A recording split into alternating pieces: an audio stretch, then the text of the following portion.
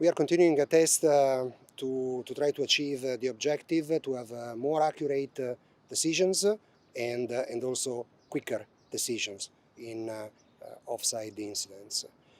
Things are going very well. We are very happy of what we have done so far here at the Club World Cup.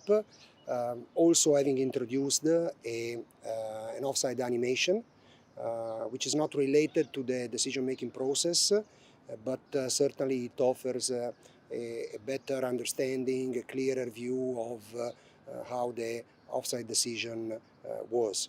So once the decision is taken, this kind of animation is started to be produced, and a few seconds later can better show what happened than using the normal 2D lines. I know that someone calls it robot offside. It's not. Still the referees are the assistant referees, still responsible for the decision on the field of play. The technology only gives them a valid support, I repeat, to take more accurate and quicker decisions, particularly when the offside incidents is very tight, is very difficult, and normally with other technologies it occurs a longer time to get the final decision. It's part of VAR, I would say, is an addition to what we have done so far. We started a few years ago from zero, from nothing. We created this support, this system, and of course we are learning based on the experience we make every day, I would say, and we realized that one of the area where something was felt as needed was the time sometimes occurring to make a decision. We know that we cannot be fast and accurate at the same time. If you want to be accurate, you need time. That's why we thought of a technology that can make accuracy and fast decision possible. In the stadium, we have 10 dedicated tracking cameras that are installed in the stands and under the roof. And we use those cameras to track the players, but not just the position of the players. We're also tracking the limbs. We're tracking the arms and the legs. And we know exactly where all of those players are at every moment of the game.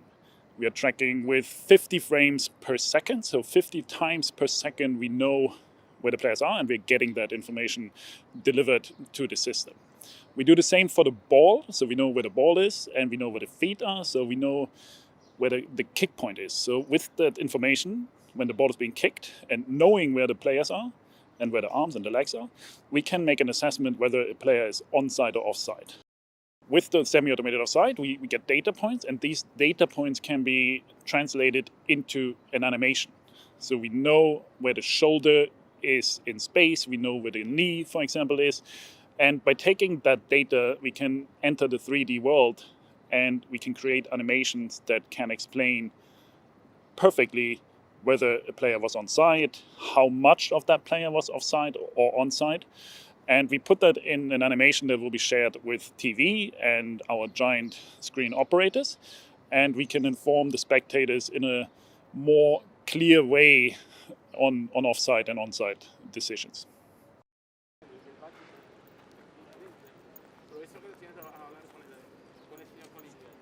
So we have a couple of incidents that we can look at. We can go back in time and we can see how the lines are being drawn.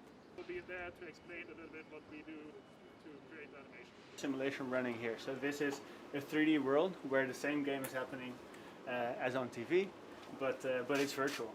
That means that we can change camera angles, we can do visualizations like Daniel was talking about, analyze it in a different way. So what we're going to do here is actually look at offside. So I want to go to the impact point, right, the impact frame. Then we're going to confirm by the VAR. The line is drawn, it takes a couple seconds, and it's clear that it's offside. But we also have, and I'll show you that in a second, the variation where we start in close-up, and that component impact. Product manager from Hawkeye, delivering the semi-auto offside system here at the Club World Cup. Ben, if you'd like to describe this kind of offside station, how kind of the workflow works, how you work alongside the VAR, the ball. So as you can see on the top right hand side there, the ball is tracked additionally for every single frame as I step through the video. In this specific scenario, we've identified this as a potential offside decision because of the player position just beyond the line of the second to last defender. However, if I play this specific incident through, the ball is actually received by the player on the far side of the field. The defensive line here is actually shown by the player's shoulder, and if I step through the video, we can actually see that position will change depending on the player's body position as the ball is then played. And that confirmation is sent through to the VR system next door. This line will also then be shown to the VAR, so the VAR is capable of then confirming this line and approving it for release to the broadcaster and to those people watching at home. Finally, Ben, can you just describe the different cameras we have set up and how every camera in the stadium is kind of contributing to the offside generation? So we've got the broadcast cameras, which are supplied by the host broadcaster here, the main camera, as well as the 260 meters left and right, and then we're supplementing that with our own Hawkeye cameras that are sat up within the roof of the stadium. So we've got two cameras, one each side, that sit just inside the 60 meters, and they're supplemented by some cameras in some less conventional positions, but they are also contributing to the tracking information.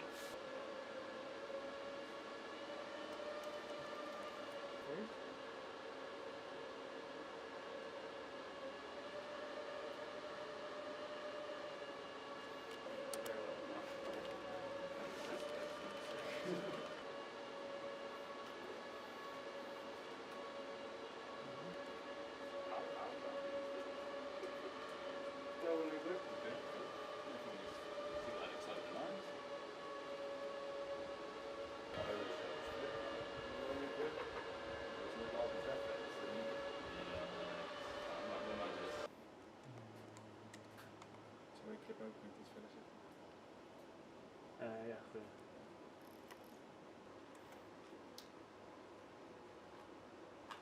That again. Then you can change color.